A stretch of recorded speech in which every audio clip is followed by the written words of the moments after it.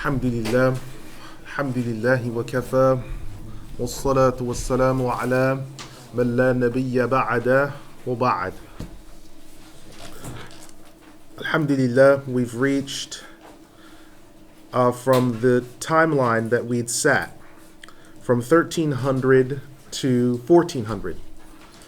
So we've reached the establishment, decline, and dissolution of the Ottomans, which inshallah, hopefully we shall reach today. The only issue is, in building up to this apex, I realized part the way through that the remaining 33 years were going to be too hard to capture within that century. So what I have done is I've taken the people that died in this century, summarized them for the next 33 years. And inshallah, our next lesson will be sort of the addendum. It will be number 14. And that will be our last one. I've tried to keep it odd because inna Allah witr wa yuhibbul witr. But it was so difficult that I realized I didn't want to oppress anyone by just the sheer volume of information. I wanted you to still be able to take it in and to still have benefit from it and to enjoy it, inshallah. So that is our sincere hope. Now, in regards to this, I wanted to start by the first era. We've got 1300 to 1320 AH. In the year 1300, the British invaded Egypt and occupied it until 1371. Numerous Egyptians resisted this, including the late founder of the Hizbul Wafd, or Hizbul Wafd, Sa'ad Zaghlul. Now, for those that may not know about him, Sa'ad Zaghlul is in some ways the founder of what we're calling Egyptian nationalism today.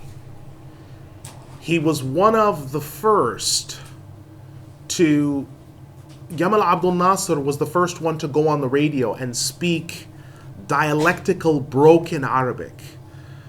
Like phrases like Izayik inta, Mishkida, Giddan Khalis Awi. These expressions were totally against the original Arabic, and it brought the standard of literacy in Arabic all the way down. Sa'ad Zaghlul was the first to speak in public and to speak in educated gatherings using this Egyptian dialect. So instead of impossible, which is la yujuz or ghayru la yujuz, he would use expressions like mishma'ul, which is really strongly Egyptian, these expressions. Or instead of jamal, gamal. Instead of qalam, alam. Right? So you have the deletion of letters. And if you look at the mistakes that some of the small Egyptian kids make in Cairo when they read the Qur'an by themselves, I mentioned this before, they're almost identical to the mistakes that small Pakistani kids make when they read the Qur'an. And that's not accidental, because some of the military corps that made up the latter-day shock troops that would later become Pakistan's military, some of them were Egyptians. And so you notice things like Zalimeen, right? The Egyptians say Zalimeen. They pronounce Dha like Zay. You notice Waladhalin or Zaleen, right? Same thing, right? All of these things are connected. So it's not just that, well, the Pakistanis, they can't get it together. No, it's a matter of what the Prophet ﷺ said, that people will follow the Arabs in their good and in their bad, in the hadith in Sahih al-Jami'. And who can doubt that? That when people run across the Arabs, generally people who aren't Arabs will see the floor. They must know they're Arabs. They're smart, they know they're Arabs. They're the people that the Qur'an was revealed to. That's true, but that does not necessitate correctness. So this is what was happening with Sa'ad Zaghlul. New synthetic nations started being created in the Middle East, and some of their inhabitants began to flee to the United States, South and Central America for employment that would make it possible to send money back home to their war-torn economies. During this period in the United States, numerous changes were afoot. The American West was being settled, native peoples massacred, and the blacks that had been allowed emancipation had no work and were re-enslaved by lighter-skinned former house attendants or ran out of town when they sought employment or living quarters.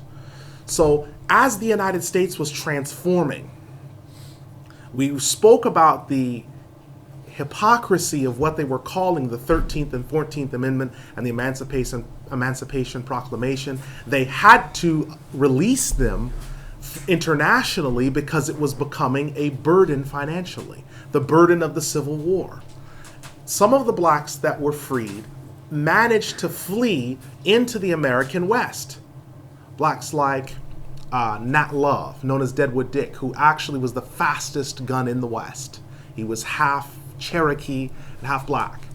And many other people like this. There's a very good book, it's called The Black West, and it gives an entire encyclopedic overview of how blacks moving west were able to settle huge areas because no one white wanted these desertified, rundown, desolate and arid places. And so the American West became a place where blacks and some of the natives that had not been exterminated into oblivion could escape to. Further to this, Jesse James, the great legend of the Wild West, was also assassinated.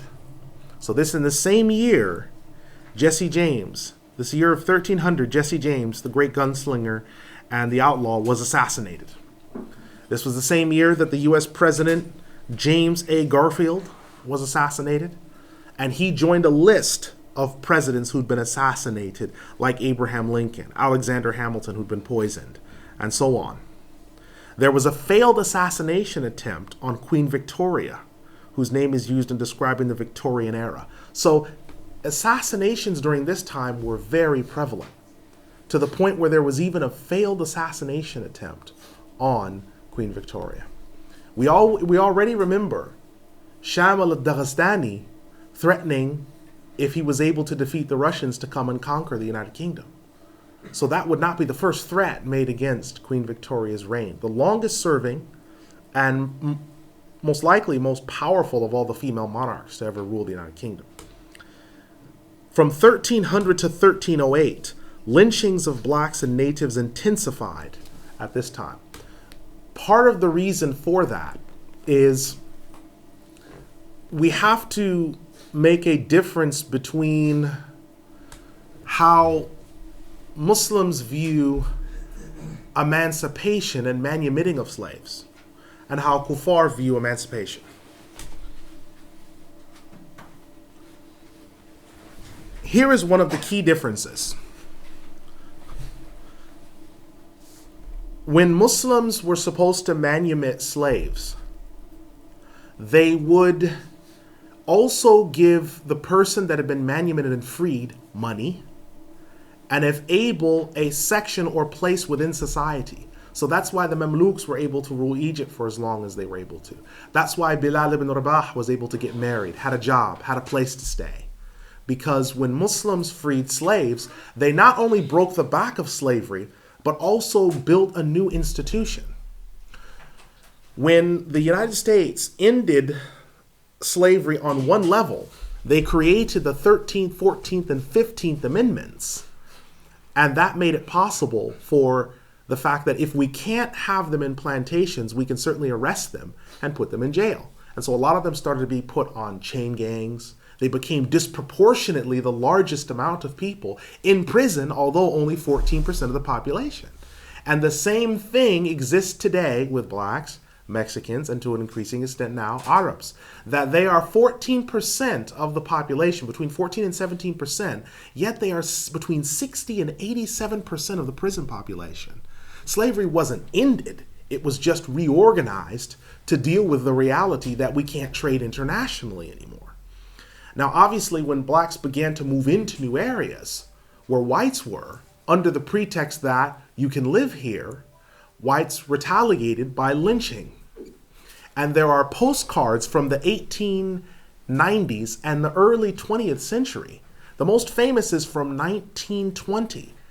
And you can probably look it up at your local library, or some people may look at it on the internet. It's called Postcard of Lynching. And it shows a barbecue People are wearing their Sunday best, and there's a picture of a scorched body of a black man that's been hung and decapitated, and the white man that's in the front of, or the American that's in the front of the crowd, is pointing to it and looking at the picture. And people were using those as postcards in the 1920s. Wish you were here, right? Love Dennis. Love Dad. And people used these sick individuals used these as postcards.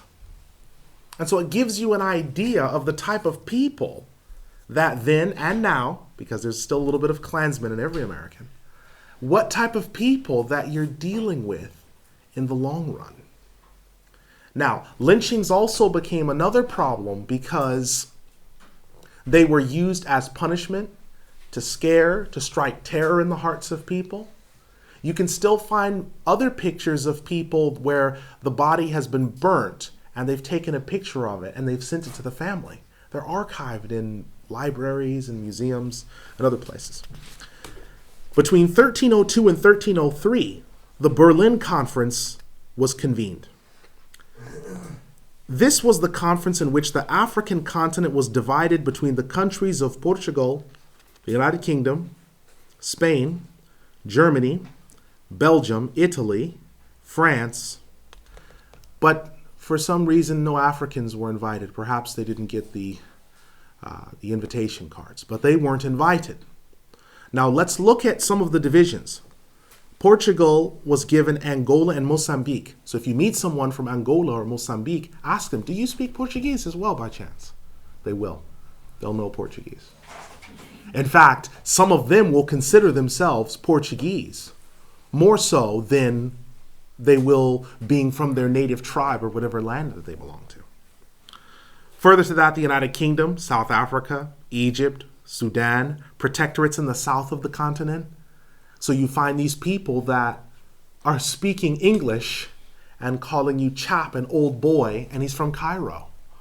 Where did he learn this? Well, obviously he learned it from the United Kingdom. We then have Spain, which took over Spanish Morocco, which is strange because there were no Spanish people there. So how it became Spanish Morocco is still a mystery. But they took over that area. And so you'll find Moroccans to this day from certain parts of Morocco that know French and they don't know Arabic, that speak Spanish and they don't know Arabic. I've met them. They don't know any Arabic at all. They think in French. They think in Spanish. And there's nothing more dangerous than when you take from someone's ability, someone their ability to think independently, because they have to think like you, to reason like you, and it's difficult to break out of that mold. And that's precisely what they wanted, and that's why they did it. You have Germany. They took sections of Africa, Namibia, Tanzania. I met an Algerian man from Namibia who had immigrated there years ago. He spoke fluent German. I was wondering, how did you learn German? And you'd never been to Germany, you'd never been, you don't seem that old. When were you born? And I asked him when he was born, and he went through the whole thing, and he said, I'm from Namibia. Namibia was an old German colony. And it's just amazing how they just sat down and just drew out a map of the continent of Africa. Just like how you and I might draw a stick man or draw a picture of a barn and color it in. And they just redrew the map of Africa. You also had Belgium, which took over the Congo. You had Italy, which took over Ethiopia, Djibouti, Somalia, Tunisia, Libya. Libyans and Tunisians, huge numbers of them, speak Italian. Somalis from Mogadishu will speak Italian. If you ask them, for some reason they know Italian because they were colonized. France, which took over the Horn of Africa and Madagascar, Algeria, Mauritania, Guinea-Bissau, all of these Horn of Africa countries, you wonder why these people, how did they learn French? Because they were colonized and devastated and had their lands absorbed based upon the Berlin Conference. 1303 was also the year that Thomas Edison made the first movie in Menlo Park, New Jersey. It was the birthplace of pornography.